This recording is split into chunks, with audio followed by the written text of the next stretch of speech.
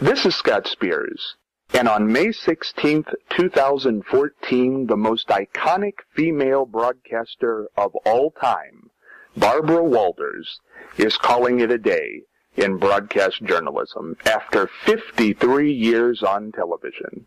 Joining us to look back at her amazing career is somebody who I think could do it better than anybody. She's a legend in her own right. I'm so happy to have her here with me today. Poet, scholar, author, Dr. Maya Angelou. Dr. Angelou, thank you so much for joining us. Thank you. I'm delighted that you invited me.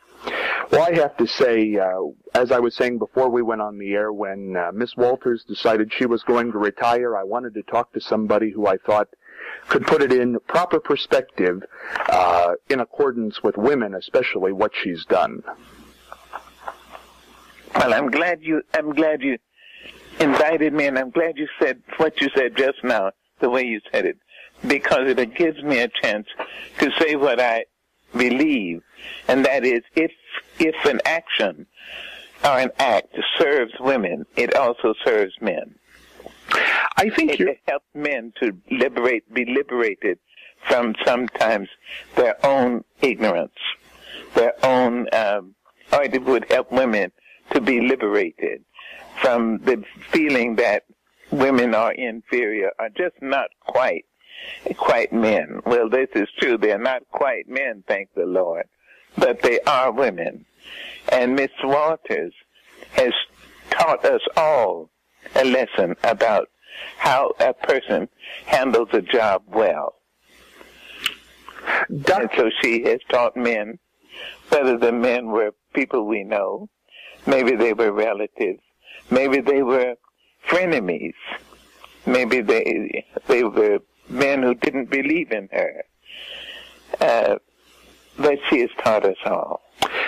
Dr. Angelou, as she came up the ladder, there's no doubt about it, it's no secret, Harry Reasoner, Frank McGee on the Today Show, they kind of treated her rather unkindly because she was a woman. What do you think it was about her that allowed her to break that ceiling that nobody else did? Well, one of the things she had was a stick-to-itiveness, which is really very American. It's not just, it's not male or female. It's not black or white. There is something in the American which says, I came here to be here, and I mean to stay here. It's quite heroic, sheroic.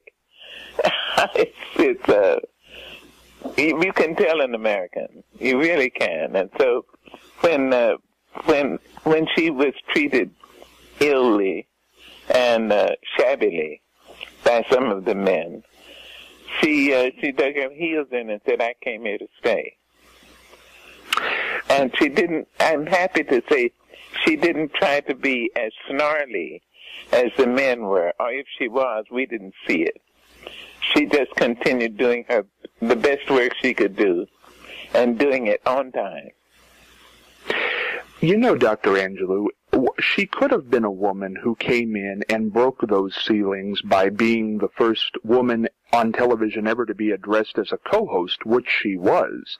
But she not only did that, she became the person who always got the interview. She went beyond just breaking the glass ceiling for women. She was a role model to every broadcaster. That's right. She was always also we have to mention her as anchor, too, but before that, she was also the one who, if she went after an interview, she got it. And she didn't get it when there was no gleeful boasting about it. She simply did the work. So whether she was interviewing Fidel Castro or a little-known poet, she got the work, and she got it done. You know, arguably, the biggest television star of the last 50 years, one of your close friends, Oprah Winfrey, has said, if it was not for Barbara Walters, there couldn't have been her, and on her first audition in television, she was trying to be Barbara. I know. She said that many times. And I heard Gayle King say the same thing. What do you think? Whether it's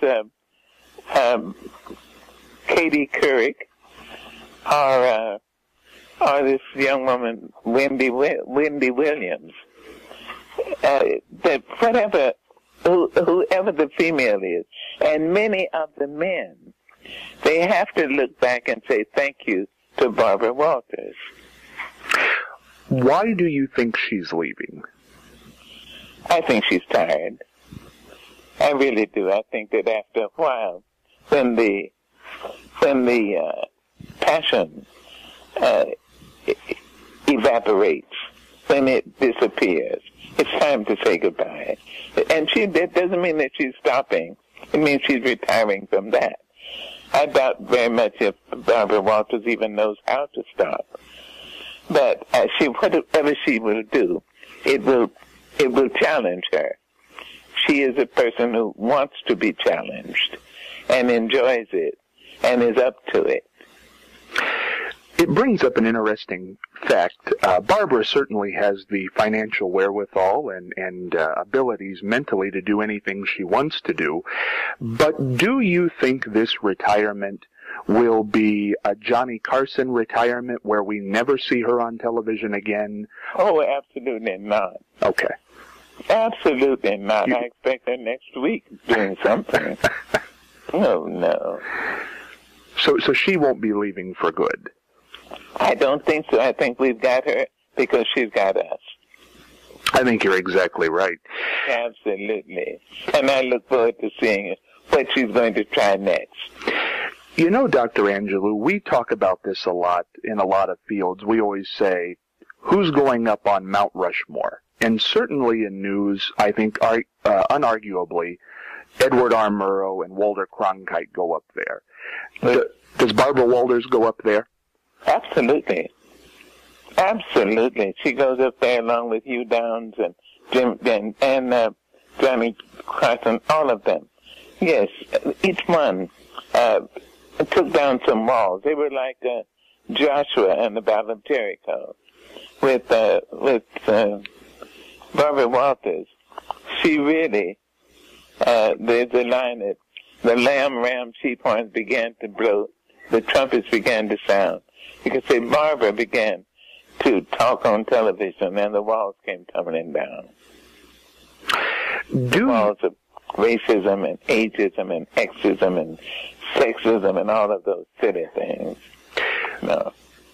You know, Dr. Angelou, being a strong woman yourself, Barbara has talked about this. She's been married, I believe, 3 times, divorced 3 times, says she does not want another marriage. She has 1 daughter. What toll does being a trailblazer and being there all the time take on your personal life? Well, I don't know, because I don't know what toll it would take if you weren't doing what you were sent here to do. I think you're right. I think everything costs. It costs to fail, it costs to succeed. When we look back at television 100 years from now, and maybe there won't be television with internet and who knows. Indeed.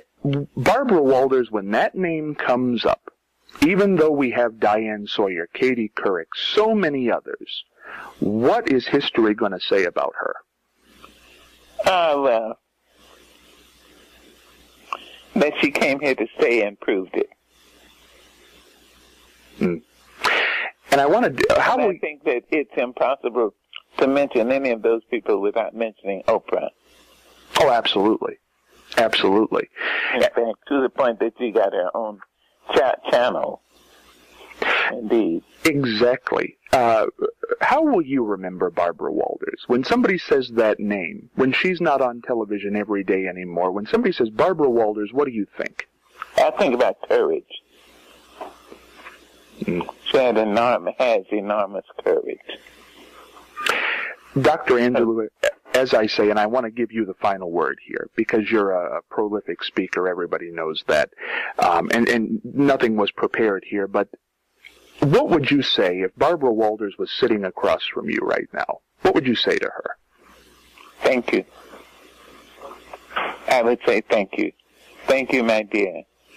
Thank you for proving who you are to the world, because by doing so, you have also proven who I am. All right? Very nice. Thank you very much. Dr. Angelou, you take care. Thank you so much. And you, not at all. Bye-bye. Bye-bye.